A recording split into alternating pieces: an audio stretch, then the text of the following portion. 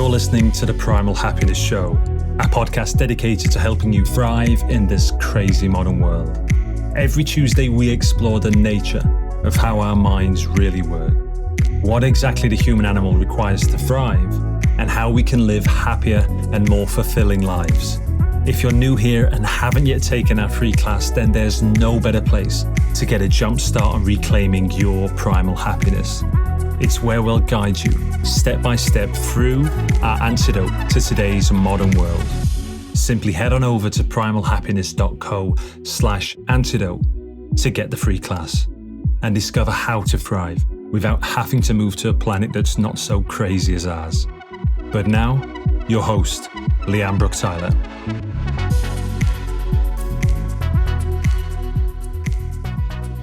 Hello, my beautiful people. A huge warm welcome back to the show. In today's crazy modern world, men and women are living shallow, disconnected, and unfulfilling lives. So we create the path for those who are ready to reclaim their wildness and actualize their deepest gifts. The next Waking the Wild Crucible to open will be Waking the Wild Sovereign in early 2023. You'll become a soul-led, open-hearted, sovereign man or woman who deeply understands who you are, your gifts and your power, knows what you're here to do, has a sacred vision, and is living it fully. That could be defined as being a living expression and celebration of your soul's truth. So if you are feeling the call to sovereignty and to actualizing your inner king or queen archetype, then go register your interest now and you'll be one of the first to hear when it opens for application. The link for that is primalhappiness.co/WTWS. And now, onto this week's show. It's with Damo Mitchell. Damo is the author of several books on the internal arts, the technical director of Lotus Gong International School, as well as the founder of the Internal Arts Academy and the Tian College of Medicine. He has studied the arts of Asia since the age of 4, starting out in martial arts, but shifted into the spiritual traditions of Buddhism and Daoism, along with in-depth study of Chinese medicine. These days, he continues his studies within the spiritual traditions of China and Southeast Asia from his home in Bali, Indonesia. In this conversation, Damo and I explored Qi, what it is, how does it work, and how we can work with it. Let's dive in. Hello, Damo. Welcome to the show. Hi. Hello, Lian. How's it going? Yes, really good, and really, really happy to be having this conversation with you. And it's interesting. I don't think I was expecting us to take so long to get to a point of agreeing. Actually, such a simple topic in a way, but I think it's like there's so much like depth to this that actually it makes complete sense. I'm really looking forward to this. Well, thanks for having me on. So the big kind of like topic we're going to dive into, I'll share a bit with listeners as to kind of how we came about to have this conversation. I was reading an article stroke interview with you in the Watkins magazine, and it was talking about your kind of, in deep experience, years and years of work in, I think primarily it's Qigong, is that right? And then kind of other related forms. It's my very layperson's understanding. And there was something that really caught my attention, which was, I think in the article, you named it something like the mechanics of Qi, where you had really wanted to understand, what's happening here? How does this work? What's going on? And that for me is something like, oh, I love someone that thinks like that. I want to talk to him.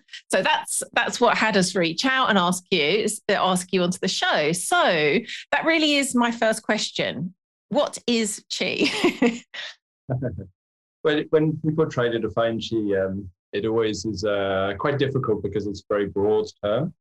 So Qi, if you were talking about feng shui, for example, or Chinese medicine or martial arts, they would each have their own definition of the term. So maybe I think with the way you're asking, I'll stick with Qi for Qigong or Neigong or those kind of arts. So in those kind of arts, Qi would be normally translated as energy, but as with all kinds of, anything like this, it can be subdivided many, many, many times. But primarily, I would split it into a couple of levels. The first level being, when we talk about qi, really we talk about the quality of somebody's health at the beginning, how efficiently is the body functioning. And then after that into the more esoteric side of it, which in Chinese arts would be yin and yang qi, two forms of energy that we need to understand and govern and regulate within the body for our practice as much as anything. And that would be equivalent to how other traditions such as yoga or whatever would understand energy work as well. Excellent, thank you. And what are some of the ways that you know of that a similar concept has been studied, named in other kinds of teachings? Sure, like words that other people might have heard and say, oh, okay, like, and I get there's kind of perhaps differences in understandings, but like broadly speaking, what else might we know as qi, but in a different lineage? Sure. Most of my work's in the Eastern tradition, so I'm not too sure about Western ones, to be honest, I have to confess. But with regards to Hinduism, Buddhism, Daoism, there's been a big mix between the traditions. They certainly shared ideas. They weren't, in the past, they weren't closed off to sharing ideas. So qi is very much level with an aspect of prana from Indian yogic practices.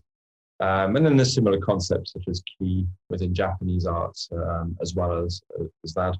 They do have nuances, differences in the way they understand them, but on the whole, they're very, very similar. I think the difference might be more how they manipulate those energies rather than what the energy is, would be how I would understand the differences. I love that you've said that. That's what I was wondering, whether there is, the word you used was energy. There's a kind of underlying energy that is being identified in all of these different teachings. And there's also different ways that we can work with it that's kind of unique to each teaching. And also there's probably, as you say, crossovers too. Okay. Sure, yeah. Yeah, I mean, something like qi or energy, I mean, it's only, what is it? I mean, if you don't do anything with it, it's just potential. So once it's manipulated through yogic practice or pranayama or qigong or neigong or whatever, it becomes just a cause, and then what we do with it leads to a different effect. I would say, as much as anything. The various traditions are just playing with that cause in a different way. But I'm not too sure about the Western traditions, but I'm sure probably the same. I don't know if you have any experience with those kind of things in the Western lines, or? Well, as I was sharing before we started recording, my kind of main lineage that has, you know, an understanding of something similar is shamanism. And in shamanism, we would, I think the closest word I'd call this is power.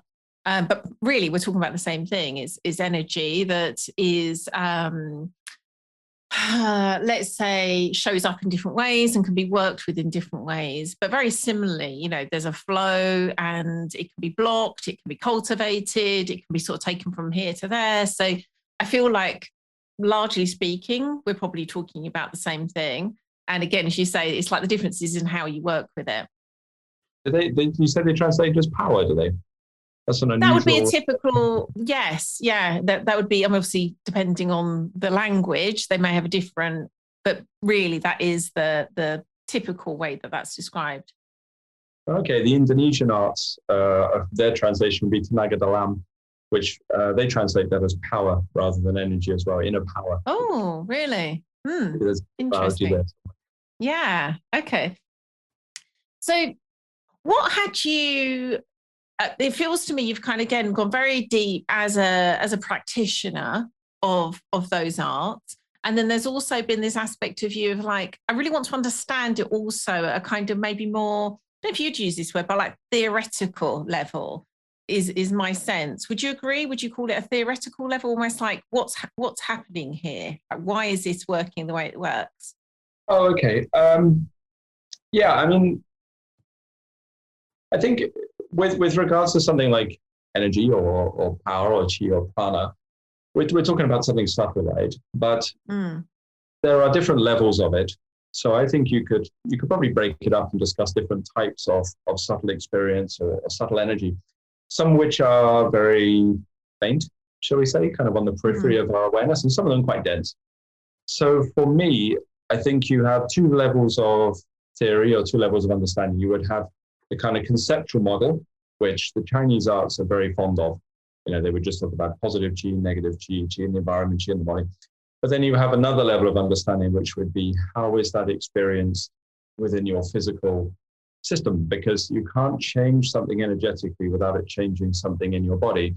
So on that level of chi, sort of theoretically, we could talk about the energy produced in the cells or the hormonal system, or how is the electrical energy in the nervous system governed, or something like this. So I think that in order to practice with any degree of clarity, maybe might be the word, to help us develop discernment around the practice, I think that's what the theory should be aiming to do for someone who goes deep. Can we understand how those concepts from the old traditions are then experienced in the physical body? What are they doing? You know, but it's never going to be perfect. Trying to draw parallels between old concepts and modern understandings of the body is always going to be limited to some extent. But we just need a language we can use, right? Yeah, like a framework which we begin with, and then it kind of explore from, like a map that we might then use to explore the terrain from. Yeah, totally. If we don't have any concept, right? It's all very well to keep things very vague and very metaphorical, but it makes it very hard to work with. You know, so sometimes I see people say, well, we can't define chi. And I think, well, if you don't have a definition, we don't have anything to work with. So that's going to be quite hard. So maybe we need that definition, but we also must be prepared to let that definition break down at a later stage as well. You know? But at some point, that definition is probably going to be flawed because we've gone to another stage. So there's nothing wrong with that, I think. Yeah, no, I love that. It's like, in order to explore something, you kind of need to start with a hypothesis, but no, the hypothesis might not be true, but you kind of need it in order to even explore whether it is true. Yeah, sure. Yeah. Yeah.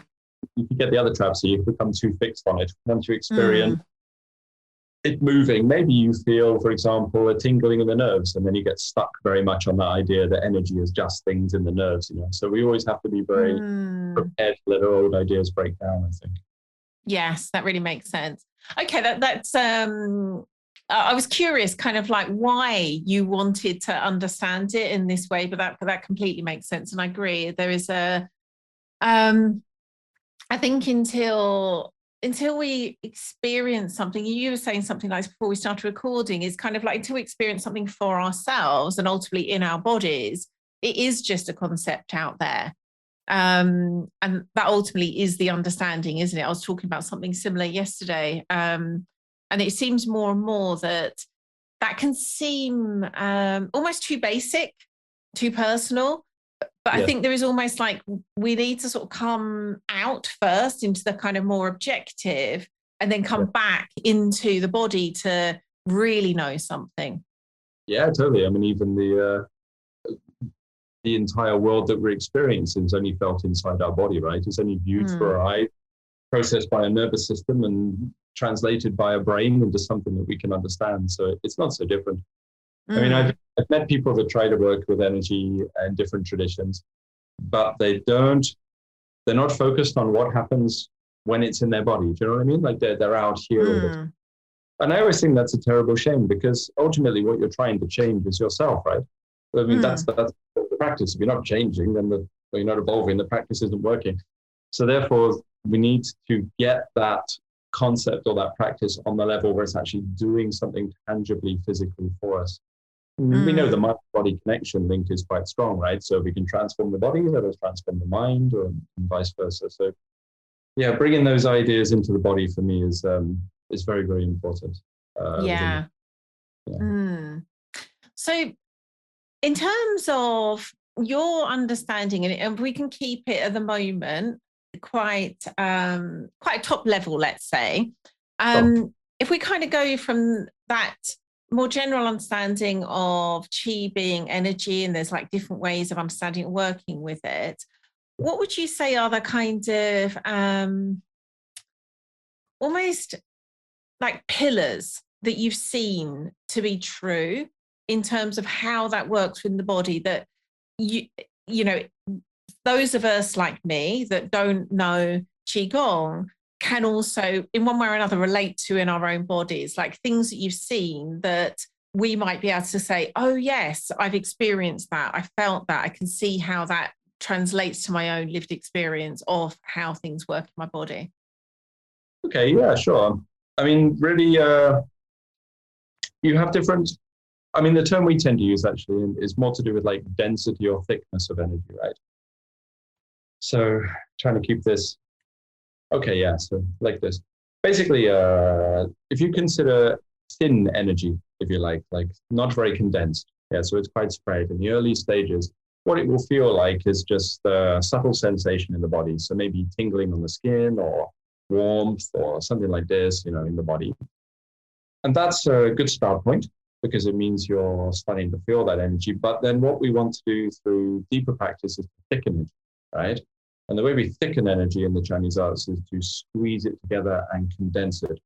And what will happen is the sensation of qi will start to hit you on deeper and deeper and deeper levels until it starts to, as odd as it might sound, even stretch and twist the physical body in certain ways. It's almost like there's a set of magnetic fields appearing in the body and your body is shaping around them. And a lot of Qigong or Neigong, which is a deeper version of the art, kind of really works on that level.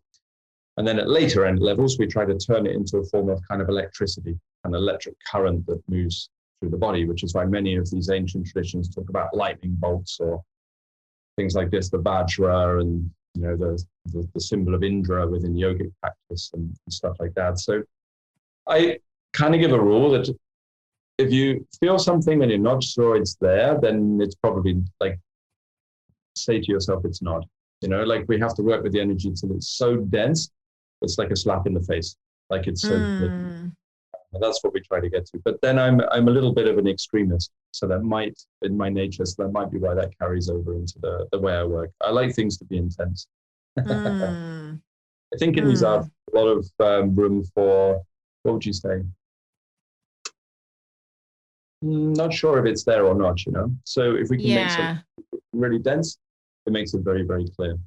And what would be, for someone that isn't practicing those art forms, what might be, and maybe there isn't, but I feel like there's something in this angle anyway. What might be someone who, like, I feel like I've got some understanding of what you're talking about actually through my past practice of martial arts.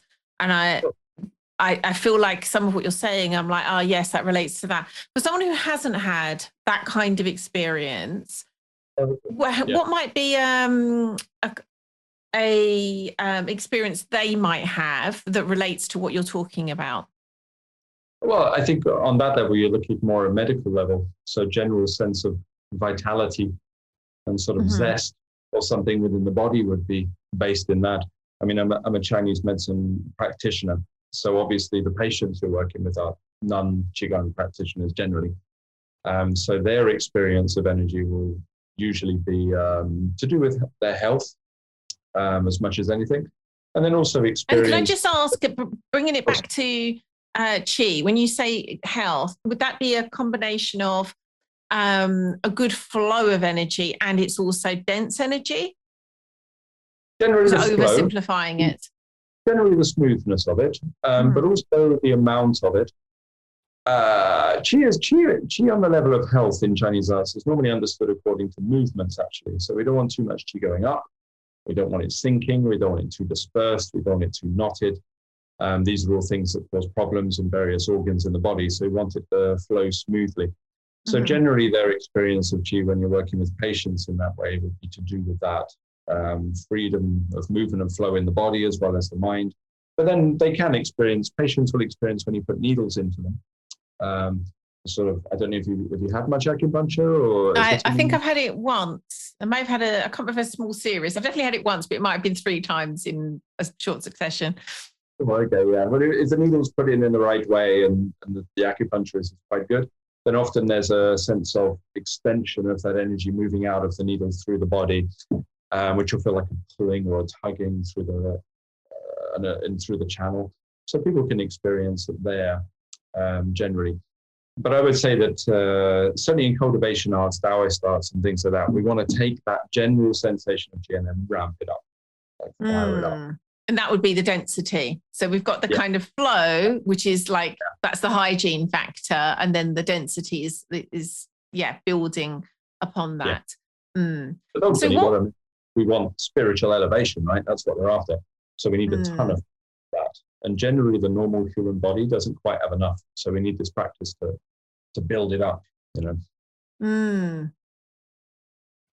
So for someone who isn't in that cultivation practice, what is going to be in the way of that smooth flow of qi? What's going to create those blockages or slowness? What would create that for someone? The majority of cases, their mind.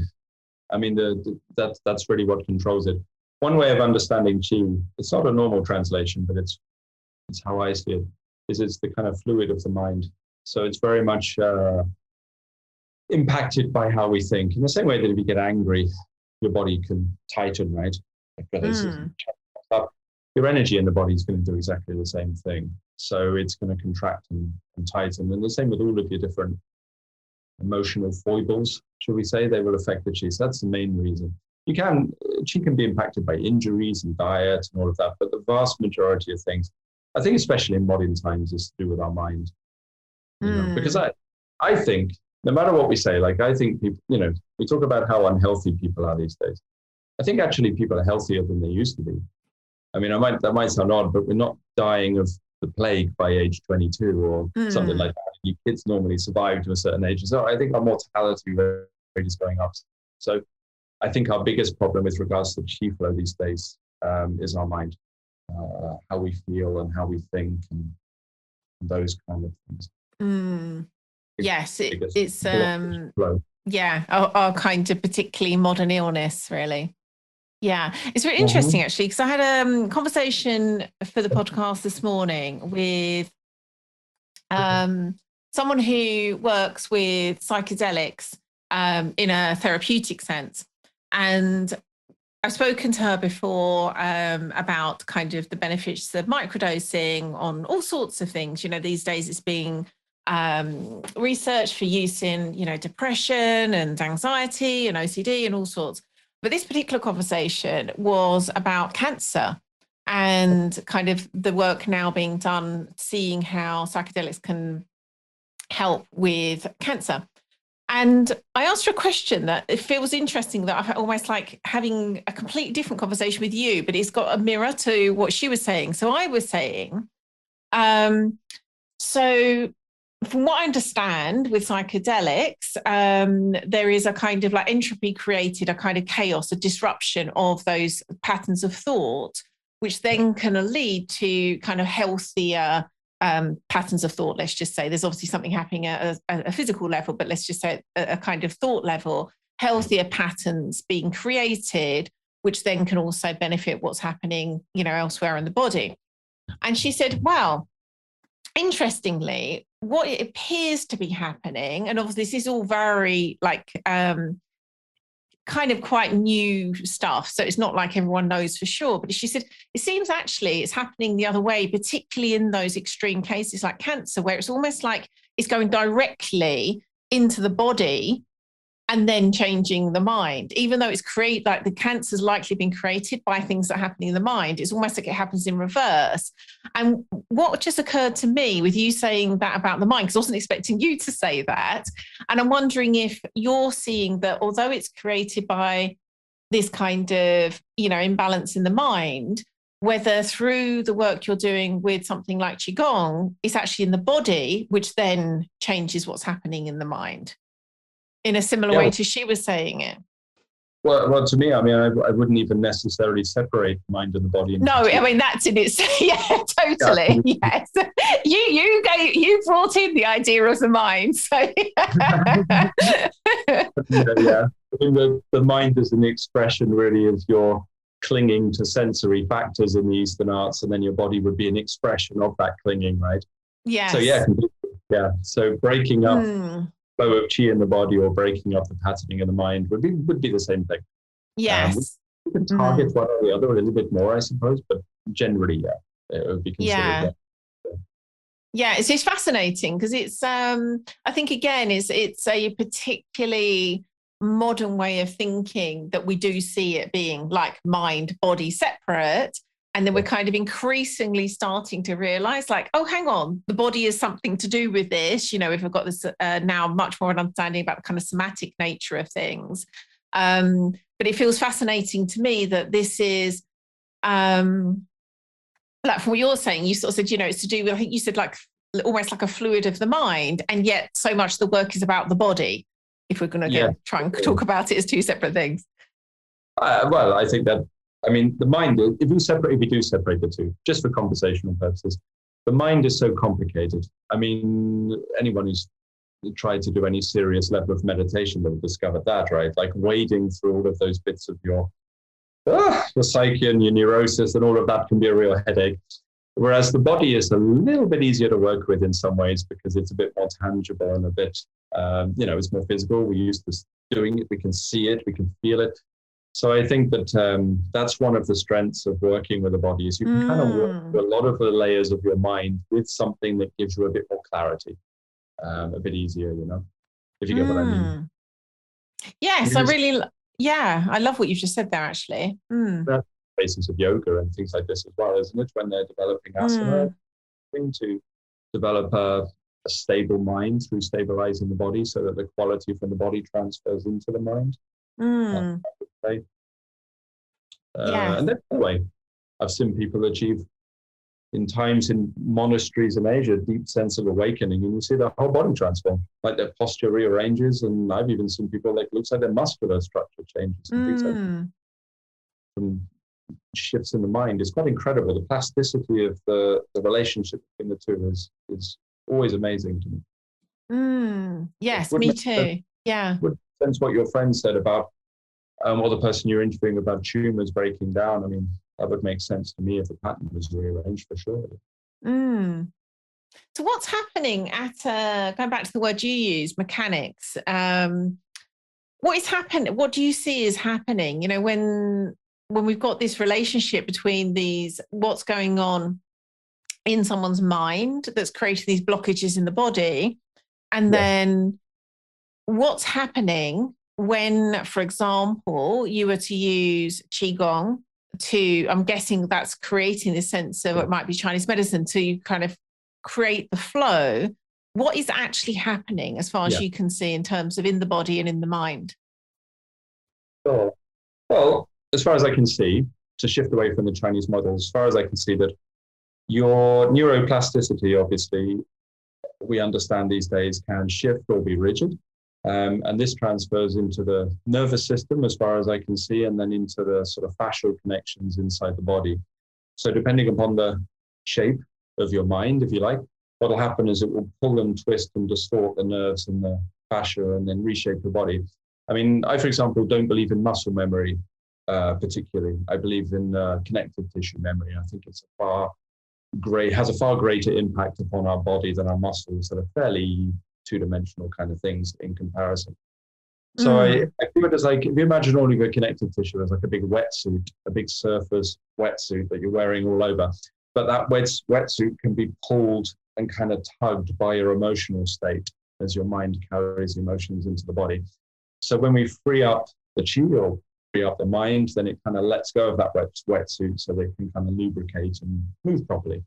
And that's a lot for me of how things like Qigong or Tai Chi is how they would work to create that fluidity in the system. It's my opinion. Yeah. And so because they're interrelated, you could work at either, you could work at, again, talking about them as two separate things, just for the purposes of being able to talk about them. You could work the changes at the mind level, which would then affect that network, or at the network level, which would then be reflected at the mind level. Yeah, totally. I mean, you've got, there's an easy model in Chinese arts because you have the physical body, then you have the subtle body, which really is your sensation, what somatic workers would work with, the nerves and the feeling. And then you have the mental body, which would be the emotions and the mind makeup. And then you have a increasingly deep or subtle series of stages after that. But the idea would be it's impossible to change one without changing the others. Like they're all in each other. So a meditator will transform the body, and a Qigong practitioner will transform the mind. It's intertwined. Yeah. That feels so simple, but really there's something about that that's also very profound. And I think we miss that because we constantly talk about them as if they're separate. We almost think they can operate separately. But what you're saying there does make complete sense. Yeah, I mean, it's one of the, I mean, we heighten it as well, don't we? I mean, one of the greatest practices from the East, or one that's become most famous, I suppose, is sati, or mindfulness, right? And what are we trying to do? We're trying to make something full of mind, mindful. The body must be full of the mind. So we are taking that natural interface that they have and then just increasing it to a much higher level. So the higher that interface between the mind and the body, then the more change we make on one level, we make on the other. Which can be a double-edged sword, because I suppose you could you could integrate them both and then get really stressed, which will mess up your body more. I suppose. I hope better, So going back to what you were saying, that you see that most of those blockages that are happening in someone's body, which then they might know more at a symptomatic level, that they're experiencing some form of ill health. And again, in a more sort of allopathic model, we might say, oh, it's this illness, and look at it in isolation, where the way you're describing it is this would be, again, something that's happening in terms of an energetic level. There's a blockage that's likely to reside in something that's happening at a mind level. Yes.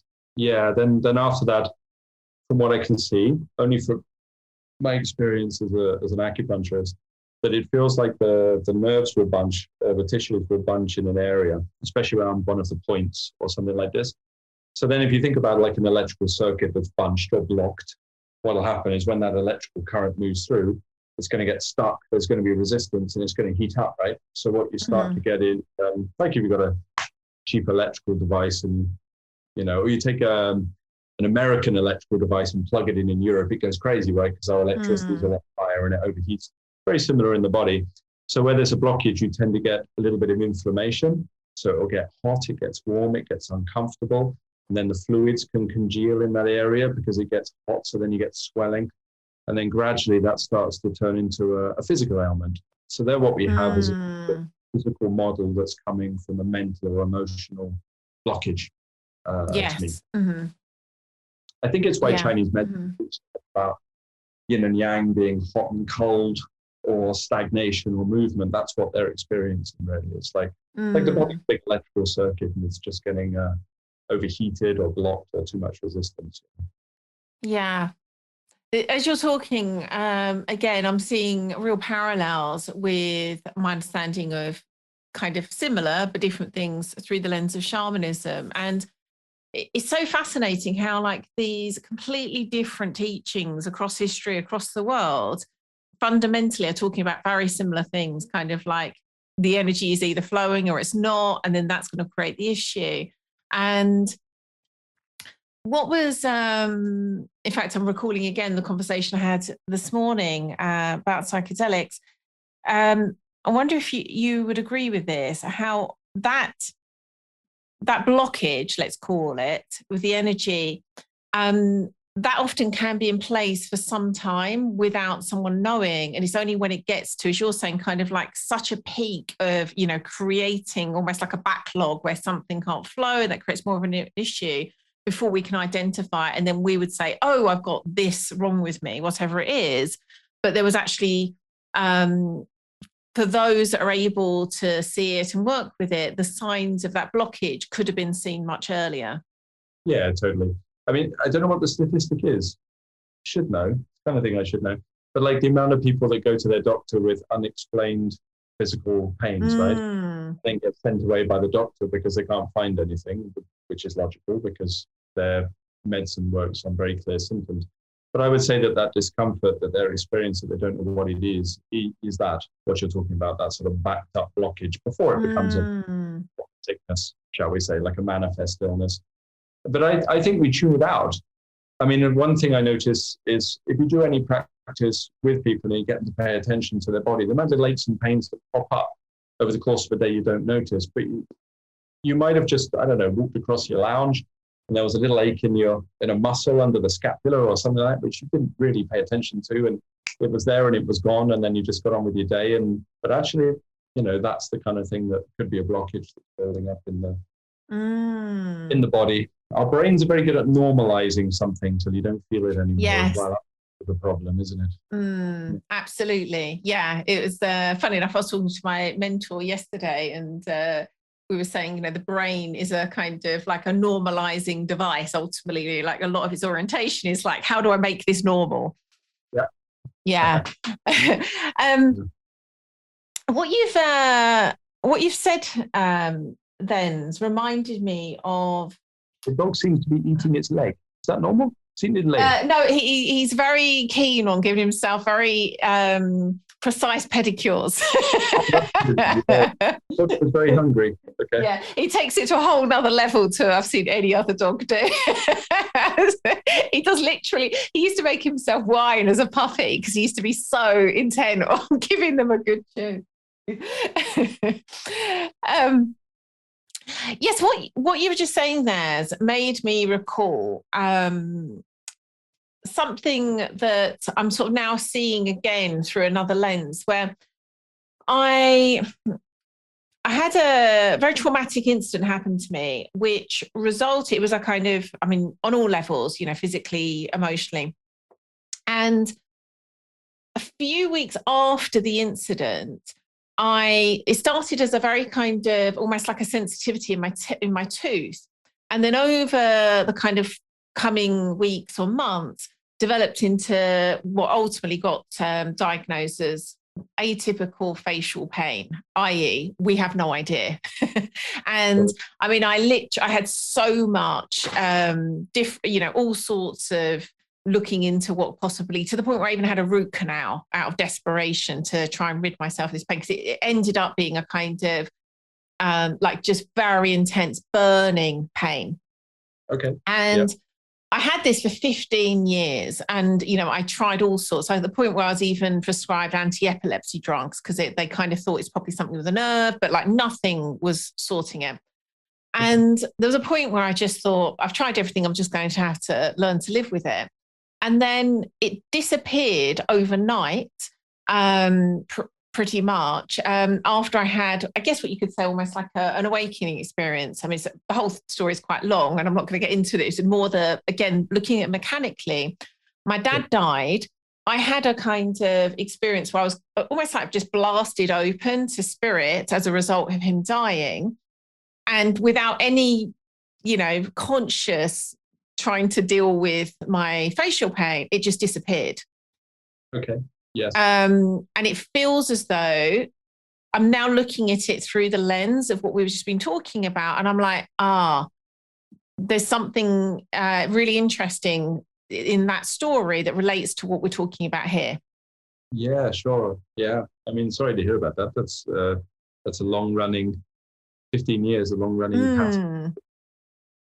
Generally, even funny enough, we have correspondences in the body in Chinese medicine. So if you felt it in that area where you have a root canal and around the teeth and burning, it would indicate most likely a little bit of a shock that affected the adrenals and the kidneys. So you would have a little bit of heat developing because the kidneys would be a little bit yin deficient. It's quite normal after somebody having shock, actually. And sometimes, but you would particularly feel it in that area, in your kind of, yeah. It's abnormal. Sometimes it comes with things like tinnitus and tiredness and bad back and things like that, but it's not unusual for it to go to there, So sometimes then, from a spiritual perspective, you have the difference between clinging or acceptance, which is really where the mind goes. So if we cling to something, then that's where the issue comes. But sometimes when there's another shock or another disturbance, it's strange. It's like the mind can develop acceptance of one situation while it focuses on another, and that comes to something changing. It's not abnormal what you describe, I don't think. And so, again, mechanically, would you say that the original event, Yeah. like what would have happened at a kind of, I don't know if physical is quite the right word, but what would have happened at a physical level? So it sounds as though there's kind of something that went on at a neural level, which Yeah. then created this blockage, I'm guessing somewhere in my face. What would you just say a little bit more of what you would imagine is going on to create that? Well, from a practice perspective and from a Chinese medical perspective, you remember I said it was like directions. So sometimes if the kidneys receive a shock, then what can happen is you get an upsurge through the body. It's almost like the kidneys are anchoring something, you know. When that's taken away, then something moves up. So you get all that energy riding up through the nervous system, which can make people feel panicky or whatever, and it can rise up into the head and cause issues in here. And the bones and the kidneys are quite closely connected in the teeth, so it's not unusual for it to go through to that area. So it's just like a large electrical surge through the nerves, which if you know, feel what tooth pain feels like, it feels electrical anyway, doesn't it? Yes, it very much does. Yes. Yeah. It's caught around there, and then that's what generates like a burning pain, like a hot pain in that area. So I would imagine, I don't know, because I didn't diagnose it, but I would guess that's probably what happened. And then, as you're saying, the kind of subsequent shock created a shift where then the energy could then flow again. Yeah, totally. I mean, the mind is very good at focusing on one thing at a time. So once one goes back to work, it's like if you stub your toe, so you bang your hand and you can't feel your toe. At some level, it's like things can shift around and change very much. Acceptance is, I always think, one of the most difficult parts of the spiritual path. And sometimes these long-running patterns are because there's an inability to accept something, accept situation. So we cling to the problem rather than allowing that pattern to move through us. Similar to the tumors, right? Like lots of people, there's lots of stories of people be diagnosed with cancer, and then they'll go, look, you've got a very short space to live, so you need to make peace with your family or take care, get ready to go. So then they go home and they're like, oh, well, I've been arguing with this person and this person. So they ring them up and they make amends, and then everything's good. And then the tumor goes away, like it shrinks. And almost like they've accepted their death and dealt with the issue, and then the pattern is freed, the clinging is gone, and then the body can repair itself. There's all these mental patterns are quite profound, I think, that human beings can do. And sometimes we do it accidentally, sometimes consciously. Yes. Yeah. Sometimes it doesn't seem as though we've consciously chosen it, or we would have done before. Yeah. So we're coming to the close of this conversation. I'm wondering, for people listening, what might be some kind of simple practices that they could take from what we've shared here and apply it, just to, again, not everyone is going to want to kind of, go deep into a practice, but just at the kind of most simple level, being aware of how energy is or isn't flowing in their body, and ways that they could work with that if it does feel there's a place where there's a blockage. What would you suggest? Oh, well, I can give two simple things, really. One for the body is that the body needs to be open. And I think that most people should do that. So when I say open, I mean literally open. Like I think the bones should be further apart in most people, like out. Like a Haynes motor manual, when you have the car and the diagrams all exploded. I think people need to do that with their skeleton a little bit. I wasn't expecting that answer. Very spacious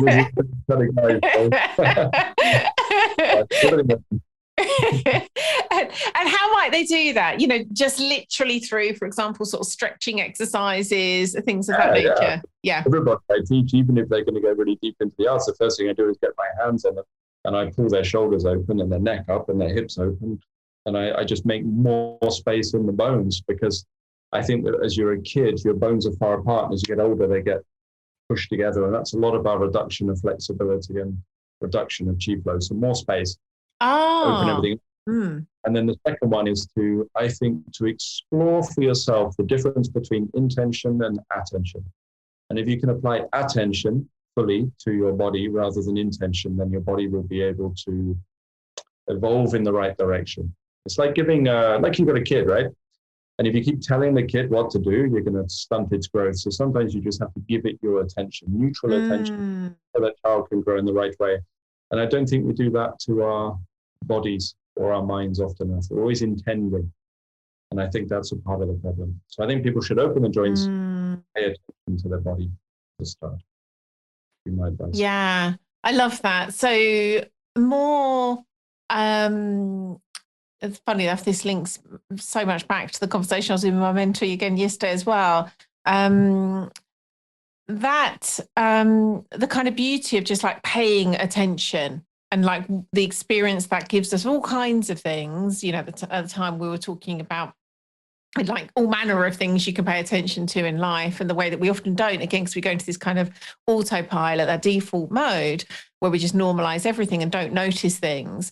But I really love that kind of bringing that gaze to the body, to the workings of the body, the feelings of the body, the whatever is there to be noticed, I'm guessing. Yes, but we must be neutral as well. Accept anything that arises. That's the hard part. Yes. Yeah.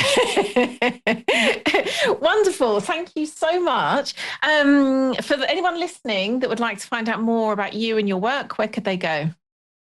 Oh, I think if they search my name, Damo Mitchell online, you'll find me all over the place these days. I'm easy to find. I live in Bali, so if you want to meet me, that's where I am. But and we'll make sure the links are on the show notes as well. Thank you so much, Damo. This has been absolutely wonderful.